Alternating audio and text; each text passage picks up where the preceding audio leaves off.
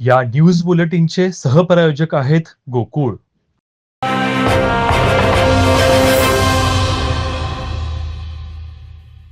भावना आणि विवेक याचं तारतम्य हवं, पण जगभरातील राजकारणाचा सध्याचा प्रवाह पाहिला तर तो खूपच भावनेच्या आहारी गेला आहे, असं मत ज्येष्ठ राजकीय विश्लेषक डॉक्टर गोपाळ गुरु यांनी व्यक्त केलं.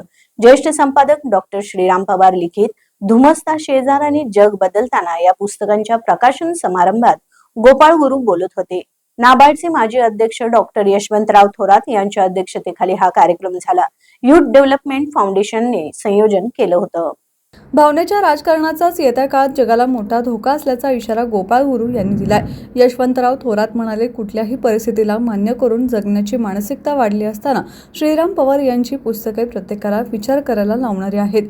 सध्याच्या राजकीय वातावरणात थेटपणे भूमिका घेऊन लिहिण्याचे धाडस फारसे कोणी करत नाही. मात्र श्रीराम पवार हे केवळ देशाचेच नव्हे तर आंतरराष्ट्रीय राजकारणावर थेट भूमिका घेऊन लिहितात.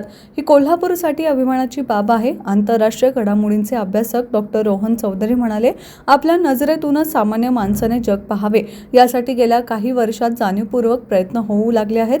श्रीराम पवार म्हणाले, संपूर्ण जगात सध्या अस्वस्थता आहे. डोनाल्ड ट्रम्प यांच्या टेरिफ धोरणानंतर तर पुन्हा आता अनेक नवीन आव्हाने जगासमोर उभी ठाकली आहेत. त्यातून एक जग चालवणारी किंवा जगावर वर्चस्व प्रस्थापित करू पाहणारी एक वेगळी यंत्रणा उभी राहत असून त्याचा सर्वसामान्य माणसाच्या जगण्याशी संबंध आहे आणि म्हणूनच ठाम भूमिका घेऊनच या साऱ्या घडामोडींकडे पाहावे लागते.